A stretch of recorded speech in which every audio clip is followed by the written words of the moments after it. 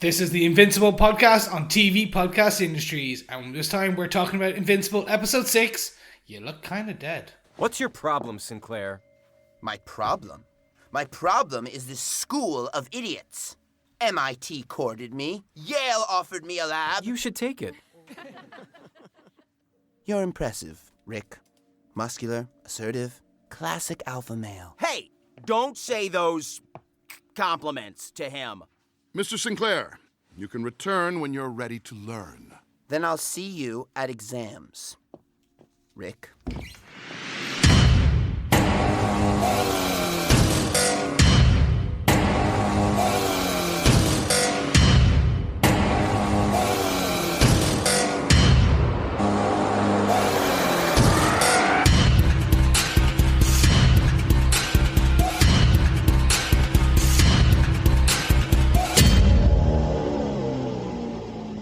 Welcome back, fellow Guardians. It is I, Chris, and you're listening to the Invincible Podcast on TV Podcast Industries. This time we're talking about Invincible Episode 6, Season 1, You Look Kinda Dead. And I'm not talking to my illustrious co-host. Yes, after 3 podcasts a week for 6 weeks, I feel kind of dead. But we're down to 2 now, Chris. We're just down to Invincible and Falcon and the Winter Soldier every week now on TV Podcast Industries. Finished up the 2nd season of Pennyworth last week, and all I can say was the ending was batty. That's my little that's my little bat joke for the Batverse story of Pennyworth. There you go. Batty. Almost mad. It was the most. I think we called it the most Gotham-esque episode of Pennyworth, and definitely the most comic booky episode. But yeah, really enjoyed the final episode of that show, and hopefully we'll get a season 3 of Pennyworth. It's a very small show on a very small channel in the US and in the UK, so we're not too sure what the necessary audience is for a 3rd season of that show, but hopefully we'll get that back in the future. In the same way, as you said, on Invincible, we're on season 1 of Invincible, only a couple of episodes left on that. Hopefully this one has picked up enough of an audience to get a 2nd season as well. I'm thinking so. Mm-hmm. This has very much been I'd like to say like an acquired taste, but it's been a word of mouth.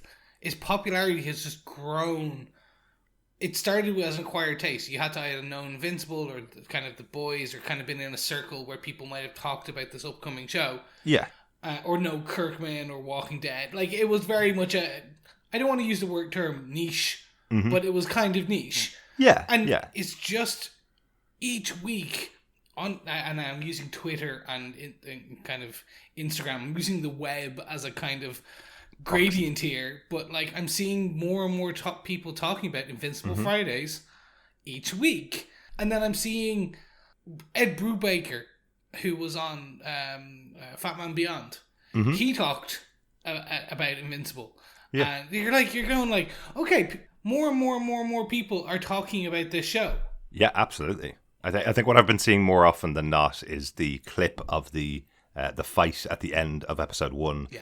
I call it a fight, but the slaughter at the end of episode 1 just being shared. The bloodbath. Exactly, but just being shared randomly in the middle of every type of group of fandoms that I've seen. Just that clip is being shared there, and then everybody going, "Ooh, I must check that show out. I didn't realize it was like that." So I'm kind of wondering, does that ruin it for you? Because that is the big moment of the first episode, and we get that massive violent moment in that first episode as the original Guardians of the Globe get killed. And I wonder, does that ruin the experience for you going in if you think the show is going to be all that, or does it set you up properly for the show? Because it is spoilers. But we are 6 weeks in. You should have been on it from episode 1. Should have been. But if you're not, welcome. Exactly. You may be listening in the past or in the future. What is time? But hopefully you have subscribed to our series so that you're getting all the next couple of episodes that are coming. If not, head on over to tvpodcastinglish.com, where you can subscribe on any Guardians of the Globe or Maul or Twin associated podcast catcher. You can also leave us a review. You can like, share, subscribe, and all that fun stuff. But mm-hmm. more importantly, you can also leave us feedback, because we got some cool feedback, and we're even kicking off a new section, but we'll talk about that later on in the podcast.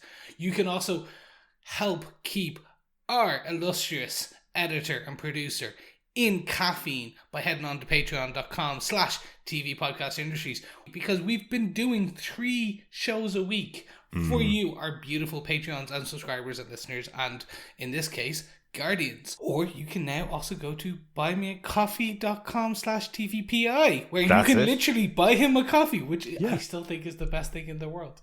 It's really good, isn't it? Yeah, it's a one-off contribution towards my coffee, now addiction, I suppose. But on Patreon, if you want to support us for any amount monthly, it'll keep the lights on, as Chris said. And really, a huge thank you to everybody that's joined us over on Patreon and who's bought me a coffee, because I've gotten a few since we started over there. It's been really, really nice. We're going to turn it into espresso martinis at a certain point. Oh, absolutely, yes. Post 9 p.m. editing, I promise you. It's not usually done sober. Yes. But let's move on and talk about the one, the only, episode 6. You look kind of dead. Derek, do you want to tell us what they gave us? Absolutely. Once again, the series was created by Robert Kirkman, Corey Walker and Ryan Otley. This episode was written by Curtis Gwynn. Curtis Gwynn wrote 2 episodes of Stranger Things, one that's already been broadcast, one that's coming soon for season 4 of Stranger Things. Also wrote episodes of Narcos and 2 really good episodes of The Walking Dead as well. So yeah, really interested to see Curtis Gwynn hop over to the animated scene with Invincible. Yeah, and you gotta love, in my opinion, you gotta love Stranger Things. Like, it's just that nostalgia. So he's also bringing that nostalgia to this. Yeah, it's a lot of fun. I think Stranger Things is a show that we certainly binge over the course of a weekend whenever it comes out. It's one of those shows. And don't ever podcast never about think it, about it again. Then the next season I hope they do a recap of the previous season. But this episode was directed by Paul Firminger.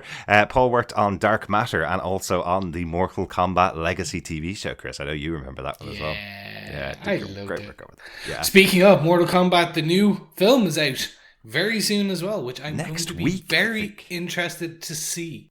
Hey, look, they're saying all the right things. I'm a Mortal Kombat game fan for many, many years. They're saying all the right things, and the trailer looks batty. I'll say again. When you say they're saying all the right things, they're essentially saying, get over here. Well, I mean, the people behind it are telling me that they really like the property and they really want to do something good with it and something fun. And that's all I want. Some fun, punchy, fight. That's pretty much what I want. The game storyline isn't exactly the greatest in the world, so I'm sure I can put up with a bad story. Yes, but speaking of punchy, fight, I'm going to tell you what they gave us in this episode. Mark joins William and Amber on a campus visit to Upstate University, hoping to discover a new future for himself, while Debbie makes her own disturbing discovery. Debbie makes her own disturbing discovery is a bit of a tongue twister, I'm not going to lie. You didn't realise that before you read it, did you, Chris? No! But that pretty much covers the episode. We're going to talk about 3 major points from the episode overall, and one of them isn't in the synopsis. I wanted to talk about Eve, or Samantha, finding her place, because we didn't really talk about her last episode, Chris, in episode 5. There was that really interesting argument, I thought, between herself and her dad, and her mother in some senses. Mother more so backing up the argument with her father, and it's revisited here in episode 6, where we have her father telling her, the moment that you got powers was the worst day of my life, effectively.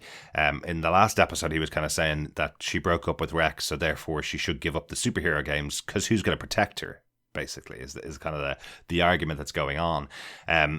This time, it's very much she's going off to do something and pursue a real world of saving the world, as opposed to being a superhero punching in aliens, is kind of the discussion that she has with Mark.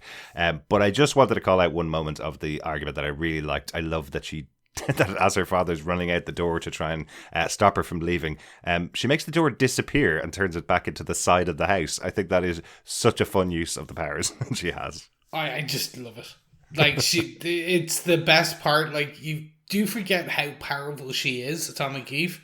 And then it's just these little displays, especially later on, which we'll discuss in a bit. Mm-hmm. But that for me was like, I'd love to have that power during an argument. It's like, oh, sorry, I can't hear you. There's a wall in our way. Exactly. You tried to slam the door at the end of your argument? No, I'm going to take it away completely and put a wall in place. Yeah, you say we forget about how powerful Eve is. I don't think we've seen how powerful she is until this episode. This feels Dr. Manhattan levels of power from Watchmen. Oh, it's essentially that. She can rearrange the atoms of anything. She can rearrange matter. So she creates fire.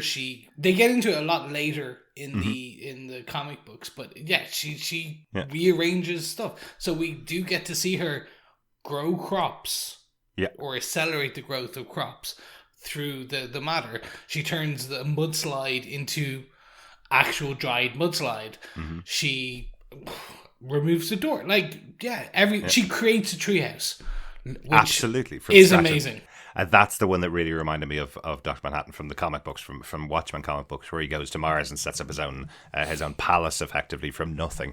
I suppose the power is quite similar to Scarlet Witch as well. That we just covered WandaVision quite recently, but the comic books Scarlet Witch is a very similar kind of power to her. But I really like this idea of her deciding that she's going to go off and use her powers for good. I thought it was a really interesting storyline to give this character, where this would tend to be the way these stories go is. Your greatest aim is to go and join the Justice League effectively in DC, or the Avengers in Marvel. In this show, she has the opportunity to go and join Guardians of the Globe, but actually she chooses to use her powers for real good, stuff that you can actually see and you can actually save people, and other people can take care of the fighting effectively, which I really like that choice.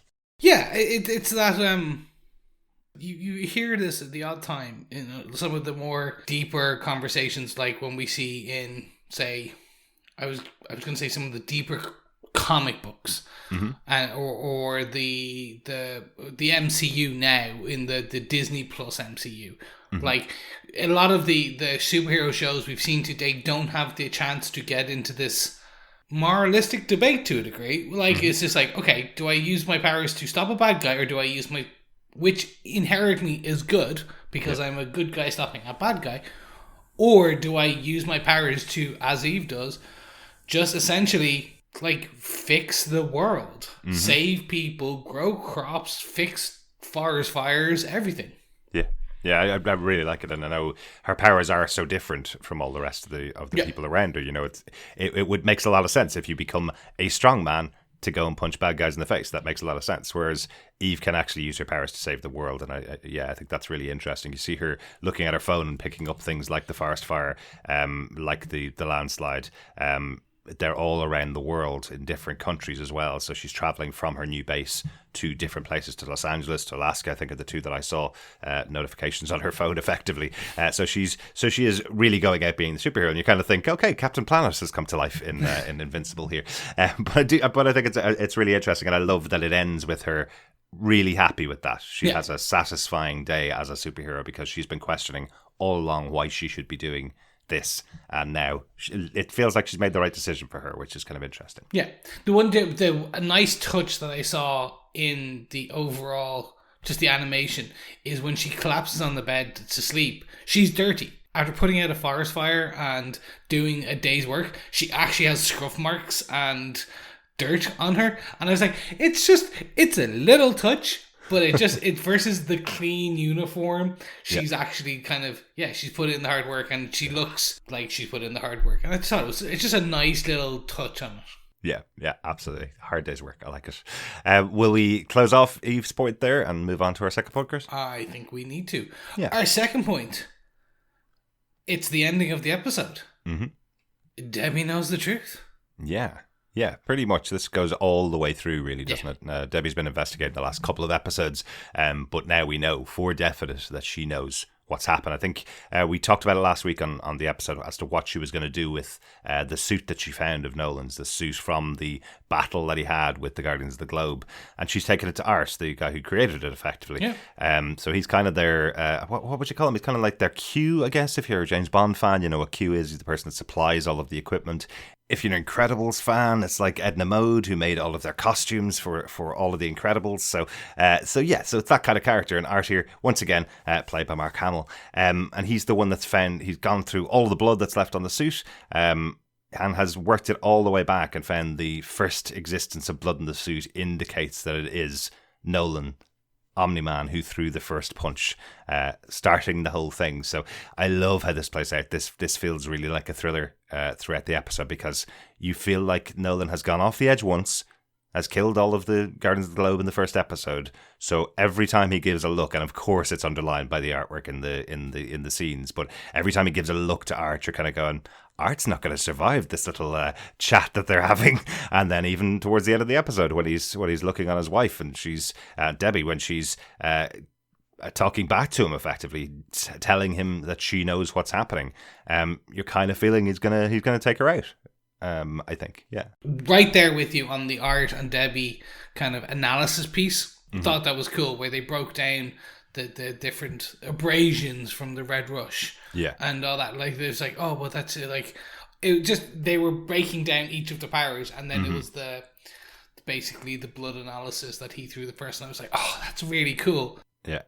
When Nolan drinks with Art, I honestly thought they were going to kill Art off. Yes. Like, I thought we were going to see, and it was those pauses. And again, this is why I love this show. No, yes, it's essentially why I love the show. But it's additionally, like, it was just why I think J.K. Simmons is still one of the most prominent voice actors, or actors in general, because you're not just a voice actor. Same with Mark Hamill. Having these two powerhouses able to have this conversation, probably not talking to each other in real life when they were recording the VO, but like, just the dramatic pause when he's like holding the bottle and flicking the head off, the cap off the bottle. Just, you're like, oh, just so perfectly underlined. Absolutely. It's even just his delivery of the line to Art, where he's saying, you seem kind of nervous tonight. Yeah. And you're kind of thinking, we're never seeing Art again, are we? That's the last time we ever see him in the show. And then, as you said, so the drunken Debbie, like, that scene is palpable. You can cut the tension, because it's just, go to bed. Or no, it was like, Debbie, you're drunk. And she then throws the bottle at him. Yeah. And he catches it, and then he's like, she goes to bed, he smashes the bottle in his bare hands, and then punches a hole in the wall. Exactly. Which is just amazing. Yeah, absolutely. And I think it's all kind of ramping up in the episode on Nolan's side more than anything else, because we saw the moment earlier on in the episode when Cecil is questioning him about parenting on Vultrum, basically, because Mark went against Nolan's wishes last episode. Nolan's kind of going, that never happens on my planet, and Cecil saying to him, kind of funny, isn't it? He's a human teenager. They always go against what their parents' wishes are. You're going to have to get used to that. It's kind of okay that that's happening with him, because it makes him feel a bit more normal, doesn't it? And Nolan seems completely aggrieved by this, and I think that takes him all the way through the episode. You hear him having that line in that conversation with Art, where he's saying, you think you have everything sorted, you think you have everything settled, and then suddenly on a dime everything changes, effectively. Which is why you think he's maybe going to enact a plan that he's been waiting to enact, maybe at this point, or he is going to cut and run on Debbie and Mark. Potentially, he has reasons to dislike how the two of them are treating him, because he feels he deserves everything and deserves everybody listening to him and following exactly what he wants. So I really like that in this episode. Yeah, the framing at the end as well, where you see Nolan in that hole, through the hole, which is sitting on the couch, and is he going to enact the next phase of his plan? Essentially, like, you see the devastation, I suppose, the forlorn in him as he's kind of just sitting on that couch after that fight with Debbie, and it's really interesting. Just like, I'm genuinely interested to see how they take this next step, because Debbie is just essentially confirmed to Nolan she knows he killed the Guardians. Art, he knows, Art knows that they killed the Guardians. Like, the ruse is very much up, if you will. Yeah, absolutely. So that's kind of been the investigation for the first couple of episodes. So we want to see how that plays out as we go into the next episode. But let's get into the main body in our final big point, I suppose, for the episode. The main body of the episode is the trip to Upstate University with Mark and Amber going up with William, who's following a little summer fling he had the previous year. He's trying to find Rick, who is up in Upstate University. I had a feeling this was going to play out differently in the episode when the original kind of conversation's going on with William. I had this feeling that they were going to get there and Rick's going to go, "Who are you?" It felt like he was just following him up to the university. I said this to Chris just off air before we started the episode, that this episode of Invincible felt absolutely the way I thought this show was going to be. When I saw the trailers for it, I'd only read a small amount of the comic books and a long time ago, so I didn't have a huge amount of memory of how the storyline plays out. But this episode felt like exactly what I expected. A kid, a normal teenager, getting superpowers, how he deals with them in a kind of an ultra-violent version of the world. Yeah. So this whole storyline of him going to the university and meeting some kind of battle on a campus, having to save the girlfriend and the best friend, all of that, of those elements felt really familiar and felt like I thought this was going to be how the whole series played out. And we're here in episode 6, and it's the first time we've seen this kind of story in the show. Yeah. I love how we got there. Because it's not just, essentially, Mark's nearly been killed. He's come to the realization that he wants more from life. Maybe he does want to go to college. But he wants to also essentially have the relationship restart, rekindle, which is crazy to say, his relationship with Amber. Again after disappearing for a couple of days because he was quote unquote hit by a bus. Yep. Which I think is fantastic. I love that she even comments like, "You look like you got hit by a bus," so that wasn't actually a joke.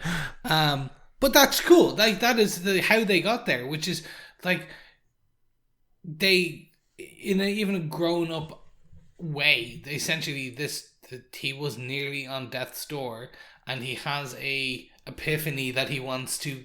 There's more to life for him than being invincible. Mm-hmm. And yeah, it's good. Then it does lead into, as you said, it's that typical Peter Parker, Blue Beetle, like impulse, teenage superhero, like trying to balance the world. Mm-hmm. And even to beyond that, I also like how they. I think you wrote the notes for this one, so I'm gonna steal one of the parts you say. Go right ahead. Which is essentially during the first appearance, or at the end of the first appearance of the Reaniman, Mark disappears to save them, but Amber flips out because he disappeared. Whereas in Superman, like essentially Lois always just goes, "Oh, Clark, you disappeared. That's so funny." Or MJ says it to Peter, or all of those things. Whereas this is why one of the reasons I always liked Invincible, because it pulls tropes on their head. Now, I know me talking about tropes is becoming a trope in itself for our long-time listeners. But it's that fun part, which is like, no, like they nearly essentially break up over this. Absolutely. Again. Anyway, I'm getting ahead of us. Let's jump back to the beginning when they arrive on campus. Mm-hmm. I do like that introduction of Rick. Absolutely, yeah. I love that that they have that great kind of cut moment where they get into the car, they have a bit of a chat for a second, and then you have Amber asking William to tell her about Rick, and then it cuts to whatever it is, about an hour and a half later in the drive, and William is still talking about Rick and goes, "I think that's about all right, we're here now." And then he starts to talk again about Rick, and you realise from Mark and Amber's reaction that he's talked the entire way about this guy Rick. But I like the character as well, the character of Rick that they introduce. You're kind of going, yeah, I can see why William likes this guy. He seems like a really interesting guy. He seems really assertive. Seems like a really nice guy. Seems really cool. Seems really into all three of them hanging out and enjoying themselves up here at the university. But they have their first run-in with our big bad of the episode, I guess, with D.A. Sinclair, when they meet him in a biology class where Sinclair is effectively telling everybody in the room who'll listen that the problem is humans. The problem is not our biology. We can get past that. So kind of showing the intention of this character, someone that believes that by enhancing humans, we can move on to the next level, effectively, is the way that I'm taking D.A. Sinclair. Yeah, no, exactly. And perfectly voiced by who I did not catch until the end. Ezra Miller. Flash himself from I know. Justice League. Yeah. Just like the sinister take, the sinister undertones of the voice. Mm-hmm. I was just like, it wasn't until essentially I kind of looked through who was in the episode via the X-ray. I was like, what? Oh, because we also do get another cameo in this episode as well. Yes, we do. Which right at the beginning, Doug Cheston, who is voiced by, straight away I got it, Justin Roiland of Rick and Morty fame. Absolutely. Do you know why you got it straight away, Chris? Because the first thing he says is he burps. Yeah. And that is initially how Rick is introduced in every episode, I think, of Rick and Morty. So, or every scene of Rick and Morty, Rick burps. So you get like, I recognize that burp. Yeah. I you know that's a callback to Justin Roiland. You know that's in the scene because it's Justin here. He has to burp, right? Yeah. And but that was the thing. Like, it's, again, like, it was fantastic to see these two very distinct cameos, but they're not just a walk-on cameo. Like, okay, you're not a walk-on cameo in an animated show, but it's not just a cameo for the sake of being a cameo. Like, both Doug and obviously D.A. Sinclair are pivotal characters in this episode. Yeah, absolutely. Like, I know we don't hear from Doug after a certain point when his voice box is removed, effectively. Exactly. But the actual character, I loved how this played out, where you kind of, he's almost like the Frankenstein monster in a way, the way it plays out. He looks like he's trying to reach out to get help from people when he escapes from being captured by Sinclair. But because he has no vocal cords and because he looks like a monster, everybody's screaming around him, effectively. Yeah. And then he gets into the battle with Invincible, and it seems like he could be fighting back rather than attacking.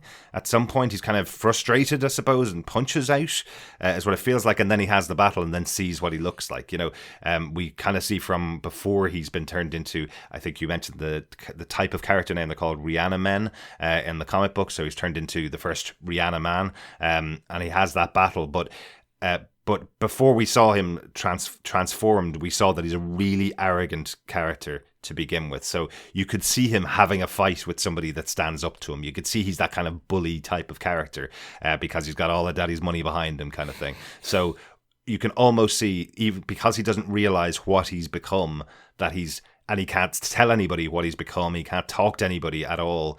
It feels like that's why he gets into this fight. Yeah. And then the moment he sees himself in the water of just below the sundial, he decides to kill himself on the sundial. That's a brutal little moment there that we have as he jumps in the air, and you think it's him attacking Mark, but it turns out he's jumping up to stab himself on the sundial. Yeah, and straight from the comic books, by the way. Again, the translation of the source material, the amount they say true to the comic books is staggering. I did not now we don't see it directly in the comic books. It's done off panel and implied and thing. That's right. I saw that in the X-ray. Just another shout out to Amazon's X-ray feature. I think it's absolutely fantastic. But they mentioned that this whole scene takes place exactly as is in the comic. But they mentioned that this moment, the actual death, you don't see on panel, and it's one of the only times in Invincible you don't see the violence in panel, which is interesting. So they actually showed it on screen. I'd love to know why.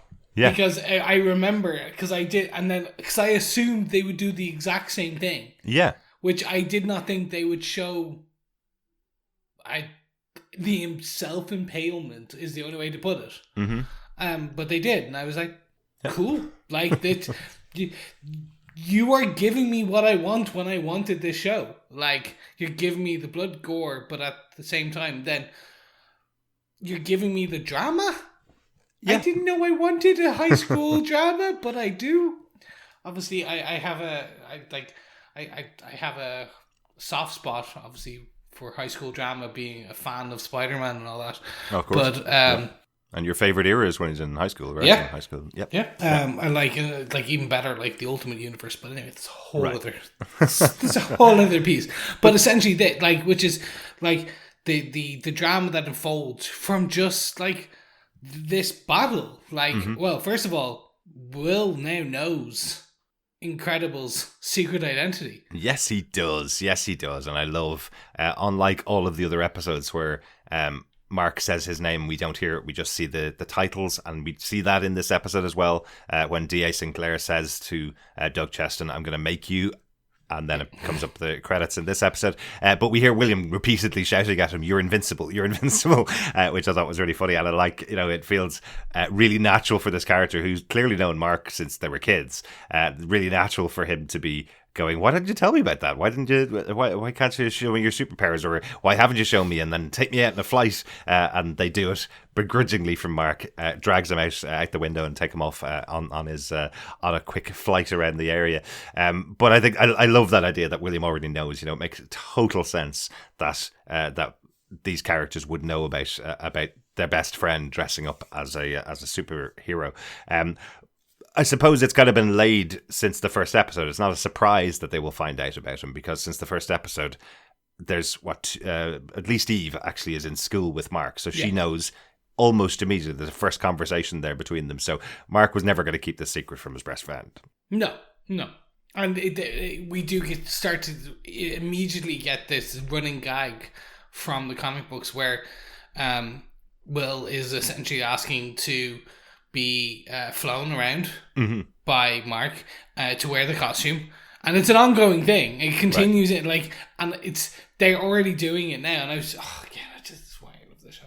It's just if you find out your best friend can fly and is a well-known superhero, you're gonna be like, can you take me for a flight? And he's like, done. All right, can I wear the costume? Absolutely. I like that he had a better experience of it than MJ did in the most recent Spider-Man movie, where he tries to take her swinging around the city and she's like, I'm done. Never want to do that again. But you did mention the Spider-Man touch point from comic books. The other thing this really touches on is, I think it's season 5 of Buffy, when Buffy goes to college, effectively. There are so many of these kind of storylines that are in that season of Buffy, where it starts out with some nefarious thing going on campus. Then you see your main characters going about their daily business, and then by the end of it, your main characters are incorporated into this crazy stuff that's going on campus. And the new character introduced, which is, in this episode, Rick, has suddenly been captured by the bad guy, effectively. So this story, this arc of this story, is so familiar to me as a Buffy fan. I feel like it's like Buffy 101 or Buffy season 501, let's say. But it is a bit of a surprise that Rick's gone and converted into one of the Animen. They have their battle and everything. Everything goes on the way you would expect to happen. The one thing I wasn't expecting probably is how far they go with William here. It felt like he was about to lose an arm as well. In this episode, he captured and almost loses an arm. What did you think of these moments? It may be comic book stuff, but how it played out on screen here by Rick being taken and may never come back from that. I love this. This is all comic book stuff, so I'll pull that out. Like, I'm not surprised by any of these turn events. From the Rick and Will perspective, this is as pretty much like the beats are there, the same beats and things like that. So I wasn't shocked by any of it. I loved how it played out, though. I loved the overall the drama. Yeah, I love the overall drama of it. Like because it did look like for a second that they were going to take William's arm, and I actually for a second was like, "Oh, wait, are they gonna do that and give him like one of the Rihanna Men arms? That'd be cool. That'd be different. Yeah, I'm down. Yeah, let's have a look." And like they nearly they keep you up to that part. Yeah. Well, like it's literally the drill is going into his arm, or the saw's going into his arm, and Kirkman does have precedence for that. He did take Rick Grimes' arm about halfway through the comic book, so so you kind of thinking maybe he'll do that to William this time. Yeah, I love that part of it, and the going back to the drama aspect before we talk about how it all wraps up with a bow. The Amber scene where this is the comic book fun part where the hero has to choose between superheroing and saving the greater good. So saving people for the greater good. In this case, his best friend's boyfriend versus his love life. So we see Amber basically in a frat house with this other frat guy who has a girlfriend but wonders, is Amber single? And Mark's there. He gets to the frat house, but he has to go save Rick and William. And he can't he can't kind of save his very much destructive relationship because he has to go save and destroy someone else. And that's the drama I live for in these kind of bits, because you're like, Right. oh, it's the poor, like, it's the way it plays out. It's just, yeah, it's Buffy, it's Spider-Man, it's just that essential piece. I thought it was just really fun. Well done. Excellent.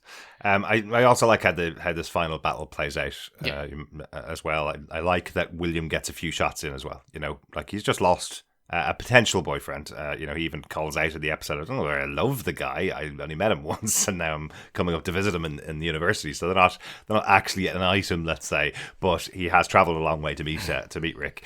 But he does get a few shots in to D.A. Sinclair after he's been attacked.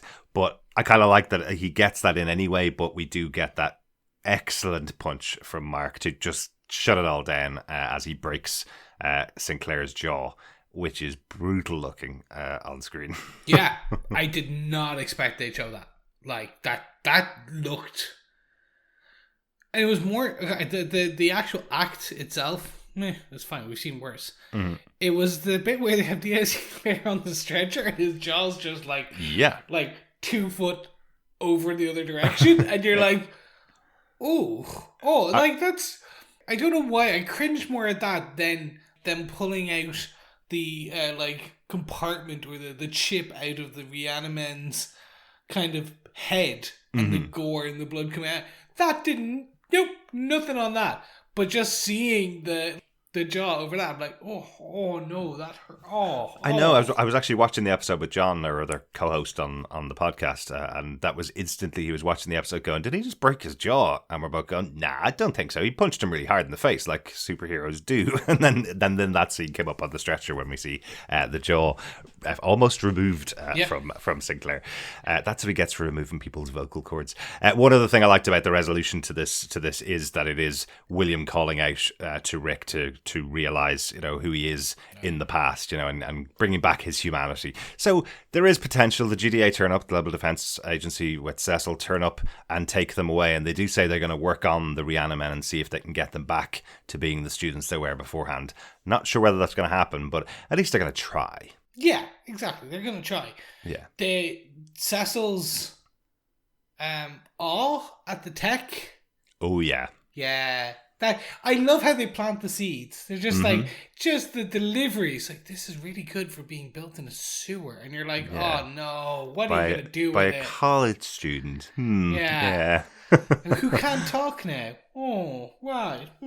Yeah, that did seem quite interesting and possibly referring to something that might happen in the future. Yeah, there is that thing we mentioned a few times before, but just to reiterate that they seem to be looking for something that will stop Omni-Man if they ever need to, and now they have Mark, who's also very powerful, who they may need to stop in the future. So when Cecil's talking to Mark, kind of going, they put up a very good fight with you, and considering being built by a college student, maybe that's something we need to consider in the future, I think. Yeah, and it's fun how they're laying seeds like this in episode 6 of season 1. Mm-hmm. Like, that potentially could play out in season 3, if they get season 3, or season 2, Absolutely. Or etc. I love this. I loved how it's resolved. It's just, it's, as you said, it's that college episode. It's that, to a degree, Monster of the Week, but not Monster of the Week piece. But it's still fun. I don't know if I could do like a 20 episode arc of this. Yeah. But one out of 6 so far. Like, throw me one of these every now and again. Like, this is the self-contained story to a degree. I'm alright. Sprinkle in some major story beats like with Atomic Eve and with Debbie and stuff. And yeah, I'm down. Mm-hmm. Absolutely. Do you think that helps as well, knowing that it's only 8 episodes of the show? When you get these kind of episodes, like if as you say, even if you're watching this and it was the 6th episode of the first season and you knew you had another 14 to go until the end of the season, would this feel a bit like, oh god, move on the story? Or do you think it's fine because we only have 2 more to go in an 8 episode season like we have now? I think it's if we got multiple of these, that's where the question mark would start to become that you're like, okay, you're just doing a lot of filler. Like, Yeah. I think this as a self-contained one-off, because I do know it is short. It's still like it's nearly 8 hours, just 7 hours of a show. Yeah. God, I think it's nice because at the same, it moved along. That's the thing. I think that's the way, the part that I loved. It was self-contained, but it still moved the story along, because we'll talk about. Let's do it. Let's move on to our notes, because there are other parts to this episode that happen that additionally move on parts of the story. So they managed to tell the Atomic Eve story, the Debbie and Nolan story, which is one of the big overarching series arcs, and they told the self-contained, and then they sprinkled in these nice little other bits. The first being the Mahler twins. So, like, Robot, we do see something growing in the tube with the Mahler twins. I love this scene. I love this piece of artwork of the brain, the eyes, the internal circulatory system, and a little some organs basically. And I love that the Mahler twins are trying to hold it over Robot, kind of going, well, we're halfway through, so we want our prize now, effectively. But Robot's not having any of it. So yeah, I'm sure that'll play out in the future. But they do set up the post-credit scene, or the just after the 2 seconds of credit scene that we get. They set that up saying that they're going to go up and get some insurance for themselves, effectively. What we see is 2 kids digging up the body of the immortal, and I love this interaction between the 2 kids where they're saying one of them is saying that he learnt it from Reddit, that if you drink alcohol out of the head of the immortal, then you get his powers. Of course, once again, character played by Justin Roiland, also involving alcohol once again. So yeah, definitely making references to Rick and Morty. And the other kid there is the stepson of the security guard from the White House from episode 1 and episode 2. So he's coming back as the episodes go on, which is really good fun. So are the Mahler twins going in to dig up the body of the immortal and get that power for themselves, or hold that power over somebody? Is that what we're expected to believe here? Is that am I guessing right, Chris? Who knows what you're guessing? But this is the bit I loved. Like, it was just, well, first of all, who knew the storyline I actually really care about is the stepfather and the stepson. Like, that has been sprinkled in over 6 episodes. And I'm like, as soon as they said it, talking about his stepdad, I was like, oh my god, that's the kid from the first. Oh my god. I'm like, that's a storyline I never knew I wanted, but now I do want to know more. I love it. And yeah, like this. It's the little characters that matter here in Robert Cookman's world. It really is. And it was just it. Like, finding out like the Mahler twins are going to get the immortal's body, and they're like, oh my god, okay, why are they doing this? And it's 2 seconds, because we do know that they want to get to, but the question is, do they want the power? Do they want to become immortal? Do they want to resurrect the immortal? Do they want to cut off his head and drink from his skull? Who knows? Sounds like a Friday night for the Mahler twins. Exactly. We also get one other kind of storyline, which is the repercussions of the Guardians of the Globe going up against Machine Head and his group. Essentially, like, Monster Girl, that scene is traumatic, where she's like going in and out of her kind of transformation, as they're all wheeled into the emergency room. You have they can't prick her skin, and she's transforming back to human and then back to a Monster Girl with her face still gone. Yeah, with like portions of teeth gone and broken nose and stuff. Yeah, I thought that was really interesting. And I'm also wondering about that Robot being involved in that, and Robot being involved in saving her seems to go into a mystical way of dealing with her in some senses. He goes to find a plant that only grows in the Arctic and brings that back. Definitely loved the moment when you saw a broken down version of Robot coming into the room and falling down dead, effectively. If robots can die, that's a theoretical discussion thing still, I think. But Robot comes in afterwards, and that's just one of the other robots that he builds. But I love that. I loved how they played that. I thought that was really good. But interestingly, he doesn't do anything for Samson. Black Samson kind of reinvigorates himself and comes back to life himself in some very strange way. Some kind of light beam comes out of him, restores him to health, and then he's back alive the next time everybody sees him. But we talked about it last episode as being possibly the end of those characters because of how brutalized they were in the attack. So I was kind of surprised that both of them were back alive this episode. The fact they've given Black Samson his powers again, because the storyline that we kind of have in the background, but we haven't been fully told, which is he was a member of the Guardians of the Globe, lost his powers, was wearing the suit, and was like Rexplode constantly gives out to him or kind of ribs him that he doesn't have any powers. Yeah. And then his powers kind of inexplicably return and give him a bit like the jolt alive. Yeah, he says something here, doesn't he, just after getting them back, that he feels better than he has in years. Yes. Back to when he had his powers. That's what it is. Yeah. So it's going to be interesting whether they actually continue on with him having his powers now, or is it? It's going to be cool to see. How did he get them back? Is interesting too. Yeah. Is it just get close to death and be reborn or something? Yeah. The emotional discussion regarding Robot and Monster Girl is interesting. They're this budding relationship, if you want to call it that. Yeah. The slagging about, do robots even have emotions? As you said, it's a discussion. Do like robots dream electric dreams kind of level of stuff. Dream of electric sheep. Oh, there you go. That's even better. It's the original title of Blade Runner, Chris. Yes. There you go. There you go. Thank you. But yeah, they have these stories. It's essentially that's why I love this. Like even for this one-off filler, self-contained story episode, we get all these other threads that are pushing the story along. Yeah. Yeah, it's just fantastic. Excellent. But Derek, I think that's the end of our points and our notes. So you know what that means. I have to ask you, do you defend episode 6 of Invincible? You look kind of dead. Yeah, I defend this episode. As I said earlier on, it's weird, isn't it? I came into the show expecting every episode to be like this and then was blown away by the first 5 episodes being completely different to what I thought. And now I've got episode 6 and I'm going, yeah, this is what I thought. And I was going to watch the show because of thinking the show was going to be like episode 6. So how could I not defend that? It ended up delivering exactly what I expected. A Buffy episode in a cartoon world, basically. So yes, I definitely defend it. Chris, how about yourself? Do you defend this episode of Invincible? I do, 100%, because for exact same reasons that you do, but also more that I don't mind it having this episode.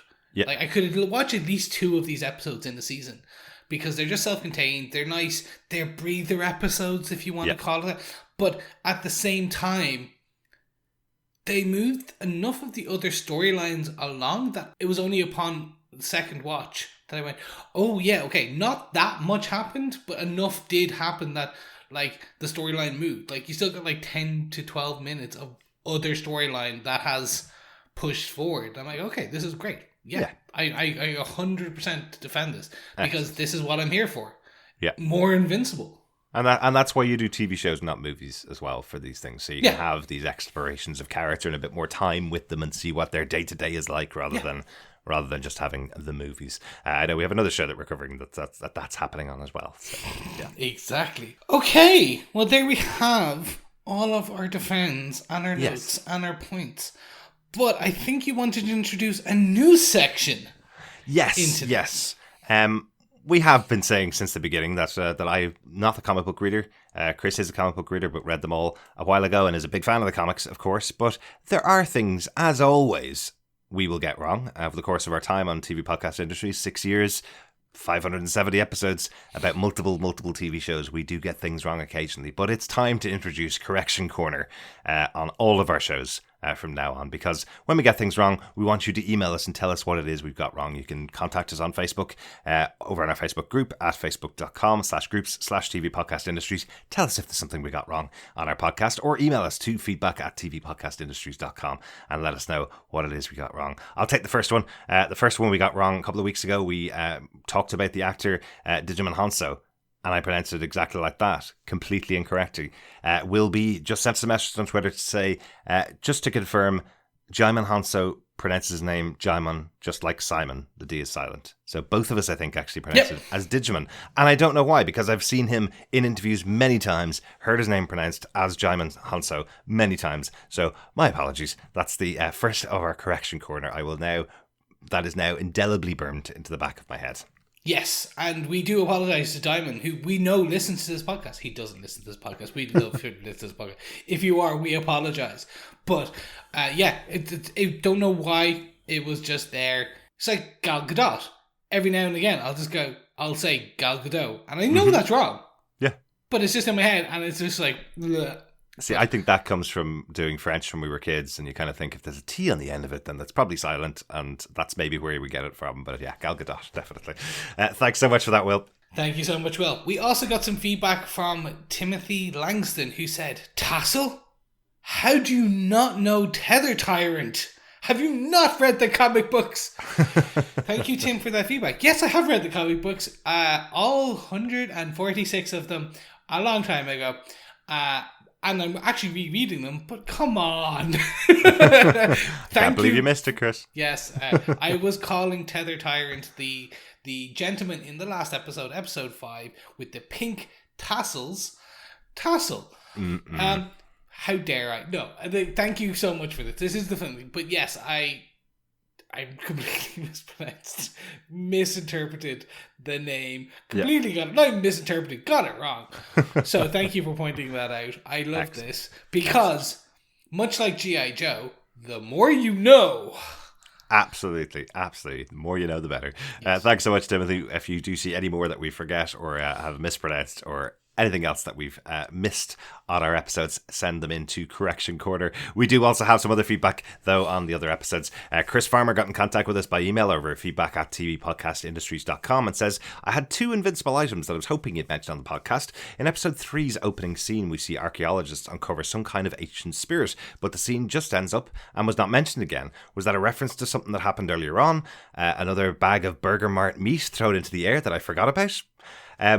I think actually, Chris, you did actually mention this towards the end of the episode. I was saying that I had loads of notes about this, and you mentioned that actually it was all a setup for the fact that Nolan and Mark doing their flight training covers them all up in sand and ends this possible world-ending moment in just a flyby. Yeah, the storm, the gust of wind knocks the slab of granite back in front of the tomb and just stops it.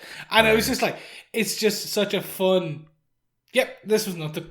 There you go. Sometimes you save the world accidentally.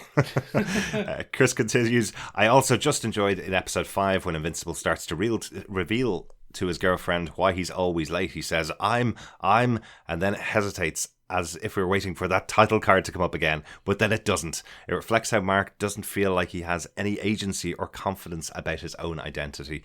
Ooh, really like that, Chris. I like that. That's good. And you can see the hesitation in this episode. When he's having some discussions, he's like, you can think he's about to say it, and he's just not. And it's great. Exactly. Finally, Chris says, thanks for the podcast. It feels like watching a show with friends, which is always nice these days. Aw, thank you. From one Chris to another Chris. Thank you so much, Chris. Exactly. Thanks so much, Chris. We also got some feedback over on Facebook at facebook.com/groups/TV Podcast Industries. This one came from Dr. Bob Phillips, who had feedback on this episode 6, who said, the melding and molding of the Mauler storyline into the new Guardians, the return of the opening sequence, step kid rebel turned almost good, relationship fails all over the show, and finally the entry of wizardry. That's how I'm reading the pretty blue Antarctic flower to complement our cast of aliens and androids. Oh, nice. Ooh, good callback to Falcon and the Winter Soldier. Well done, Dr. Bob Phillips. Okay. Well incorporated there, Dr. Bob. I like it.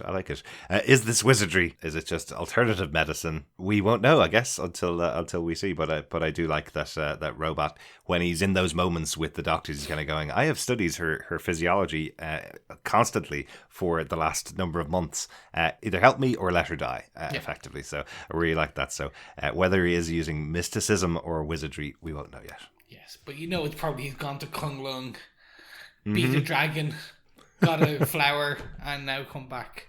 Sure, why not? Yes. Thank you so much, Dr. Bob Phillips. Continue.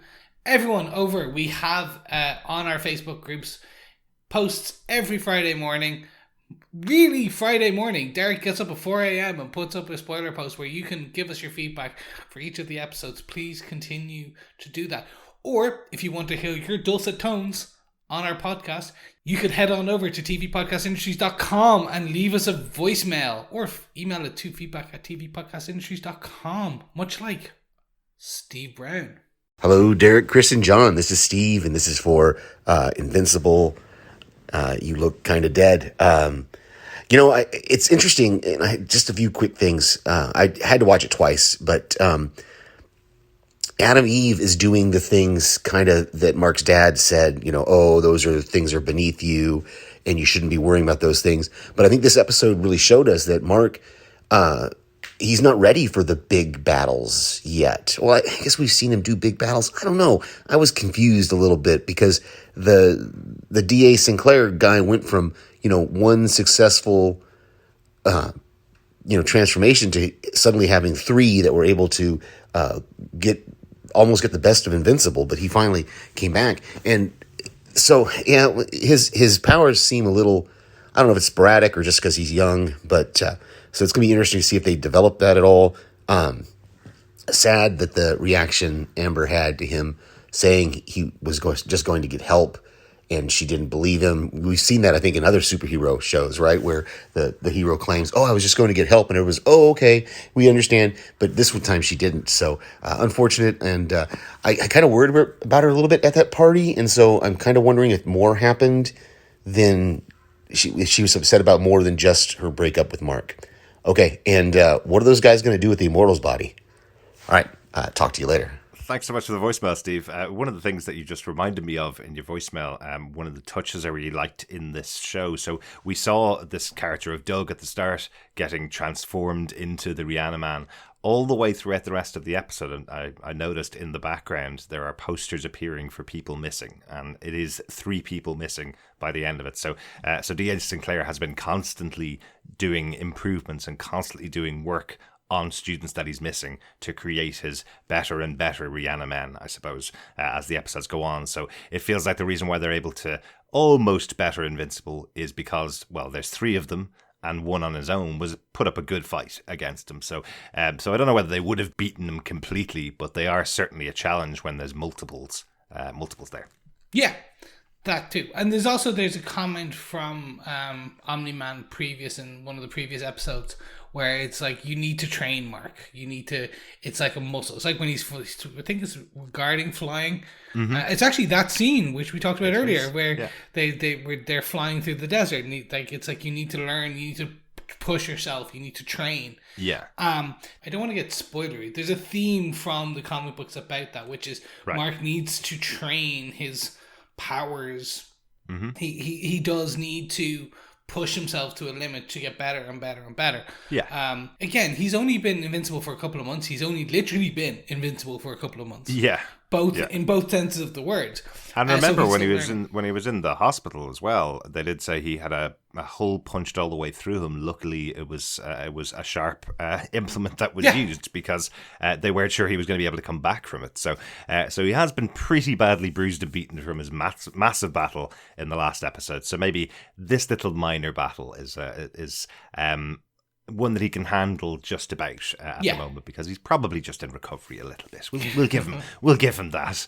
You know what it's like. Sometimes your superhero goes up against a very small bank robber, and other times they go up against a giant from another galaxy, and they have to kind of say that they're around the same power, just to give you that moment of drama, I suppose. As for Amber at the frat party that she went to, I genuinely just thought that she was following a guy that had kind of shown interest in her just after kind of the split from Mark, and then when she gets there and finds out that he has a boyfriend, she's kind of going, well, I don't even know why I'm here at this party because I don't know anybody here, so she goes back to bed. I thought that's all that was.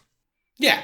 I took it that she just went home, or she was at home, she stayed in the party and then went home, and the eyes awake pretending to be asleep is just, she didn't want to let Mark or William know that essentially they were back. Exactly. That she knew they were back. She was pretending to be asleep. She didn't want to talk to Mark. Yeah. That's what I took from that one. Excellent. Thanks again for all of the feedback you've been sending in for the episodes of Invincible. We have 2 more episodes to go of Invincible, so please send us in any thoughts that you have over the next couple of weeks for those 2 episodes. Looking forward to talking more about Invincible next week. Yeah, I can't wait. But if you can't wait either, you can head on over to facebook.com/TV Podcast Industries, where you can talk to like-minded Guardians and see what they thought and let us know your thoughts. You can also, why not, subscribe, make sure you have, leave us a review, 5 stars, go on, yeah, show us how much you love it. Go on, tell the world, write us a review on Apple Podcasts, or just share the podcast, because sharing the podcast is sharing the love. Mm-hmm. Yes, we'll be back this weekend with Falcon and the Winter, the penultimate episode of Falcon and the Winter Soldier, which aired today, the 16th of April. Chris hasn't seen it yet, so I haven't spoiled him, but it's a goodie. It is, yes. And we'll be back next week discussing episode 7 of Invincible. Yeah, looking forward to it. Thanks so much for joining us. Yes, keep watching, keep listening, and keep being invincible. No, you keep being invincible. Oh, don't worry, I look dead. Bye. Bye.